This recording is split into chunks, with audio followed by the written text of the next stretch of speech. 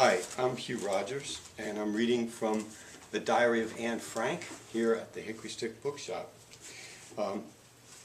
Anne's book has been challenged a lot of times for different reasons, but in 1983, the Alabama State Textbook Committee called for rejecting the book because it was, quote, a real downer, unquote.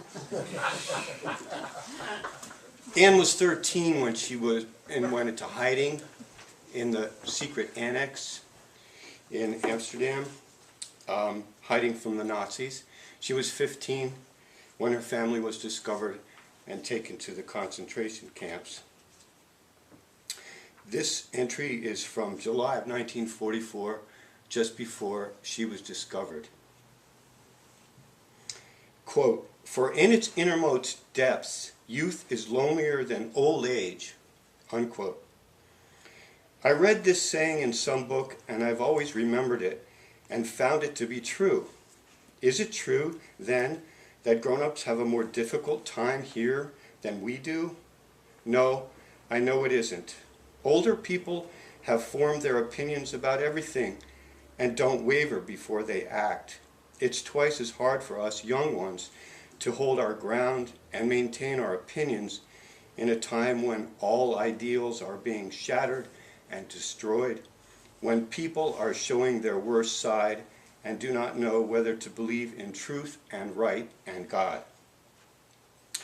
Anyone who claims that the older ones have a more difficult time here certainly doesn't realize to what extent our problems weigh down on us, problems for which we are probably much too young, but which thrust themselves upon us continually until, after a long time, we think we found a solution.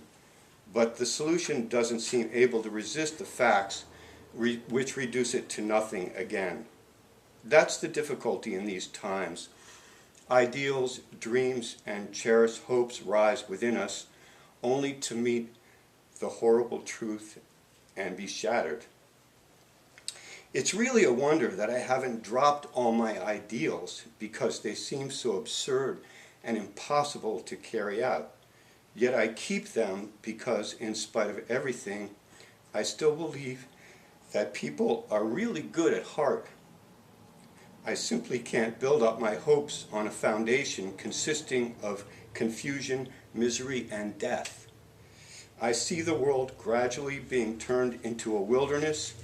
I hear the ever-approaching thunder, which will destroy us too.